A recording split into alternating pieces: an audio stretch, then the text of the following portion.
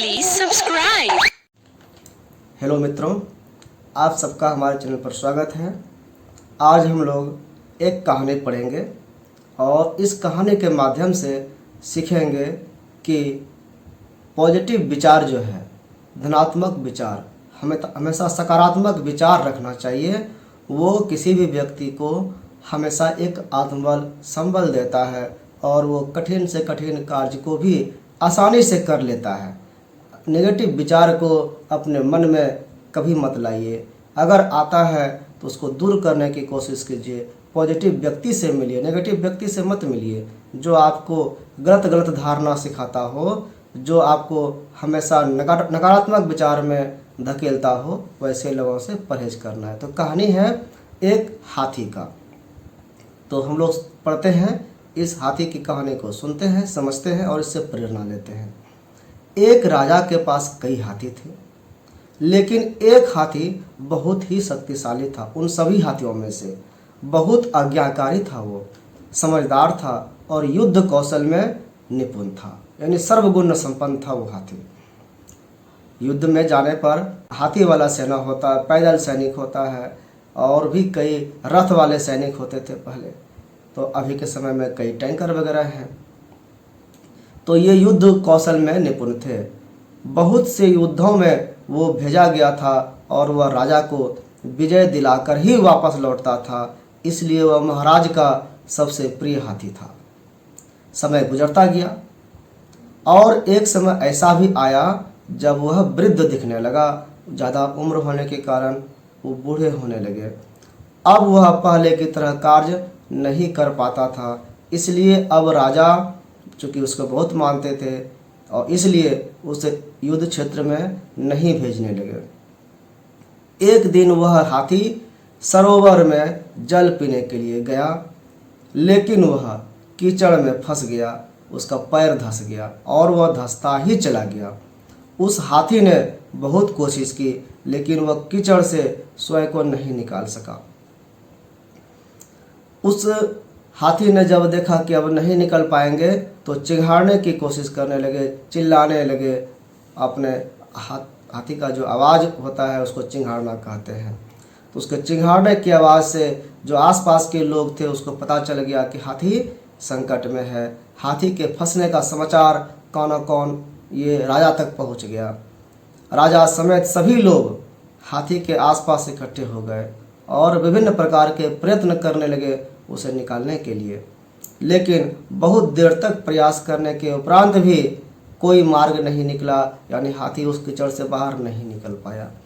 तभी गौतम बुद्ध मार्ग भ्रमण कर रहे थे, उधर से गुजर रहे थे। राजा और सारा मंत्रिमंडल तथागत गौतम बुद्ध के पास गए, चूँकि वो बहुत ही ज्ञानी थे, तो और उनसे अनुरोध किया कि आप हमें इस विकट परिस्थिति से उबारें, निकालें, हमारा मार्गदर्शन करें। गौतम बुद्ध ने सबसे पहले घटनास्थल का निरीक्षण किया, देखा चारों तरफ क्या स्थिति है, और फिर राजा को सुझाव दिया कि सरोवर के चारों ओर युद्ध के नगाड़े बजाए जाएं। सभी सेना को बुलाइए, ढोल झाल लेकर के और नगाड़े बजवाइए।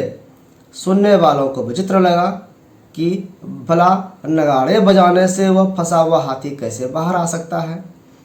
जैसे ही युद्ध के, चूँकि उनका आदेश था तो बजाना पड़ा, जैसे ही युद्ध के नगाड़े बजने प्रारंभ हुए, वैसे ही उस मृत प्राय हाथी के हाव भाव में परिवर्तन आने लगा।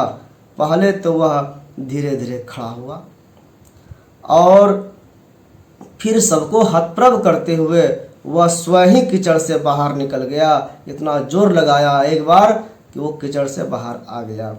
गौतम बुद्ध ने सबको स्पष्ट किया कि हाथी की शारीरिक क्षमता में कमी नहीं थी। भले उम्र हो गया था, लेकिन उतना भी कमजोर नहीं हुआ था कि कीचड़ से ना निकल सके। आवश्यकता मात्र थी उसके अंदर उत्साह के संचार करने की। चूँकि बहुत दिनों से युद्ध में नहीं गया था, उसको प्रैक्टिस नहीं था अपने बल का प्रयोग करने का, तो वो भी भूल गया था कि हम में कितना बल है। तो उसको लगने लगा कि अब तो हम सच में बूढ़े हो गए, हम कमज़ोर हो गए, अब इस कीचड़ से कैसे निकलेंगे। उस थोड़े से परेशानी को वो बड़ा परेशानी समझ करके खुद ही मन से हारा हुआ व्यक्ति बन गया था और इसलिए बहुत ही वो 100% जो प्रयास करना चाहिए वो नहीं कर सक रहा था, वो अंदर से नहीं कर रहा था। लेकिन चूँकि वो देशभक्त हाथी था तो जैसे ही युद्ध के नज़ारे बजे वहाँ पर नगाड़े बजने लगे तो वो उसमें युद्ध की स्थिति का याद उसको आ गया कि उसको लगने लगा कि हम युद्ध क्षेत्र में हैं और उसके अंदर का जोश जग गया। तो वो जोश जब जगा तो उसको लगा कि सेना हमको घेर लिया है तो हमको तो निकलना होगा, राजा को विजय दिलाना होगा। और वो पूरे जोश के साथ जोर लगाए और उससे निकल गया। तो उसमें उत्साह का संचार करना, पॉजिटिव बातों का संचार करना वो काम आया। जीवन में उत्साह बनाए रखने के लिए आवश्यक है कि मनुष्य सकारात्मक चिंतन बनाए रखे और निराशा को हावी न होने दे।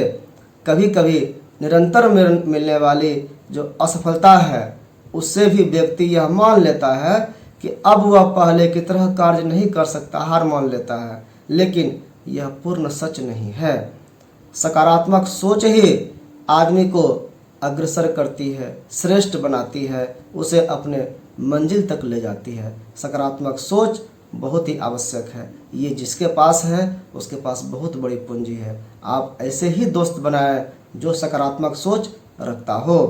आइए हम सभी ईश्वर से ये एकमेव ईश्वर में प्रार्थना करें कि हम सभी हमेशा कोरोना संक्रमण काल में भी सकारात्मक अदम्य ऊर्जा से परिपूर्ण अपने अपने घरों में सपरिवार स्वस्थ एवं प्रसन्न रहें। आपने कहानी सुना, आप सबका बहुत बहुत धन्यवाद।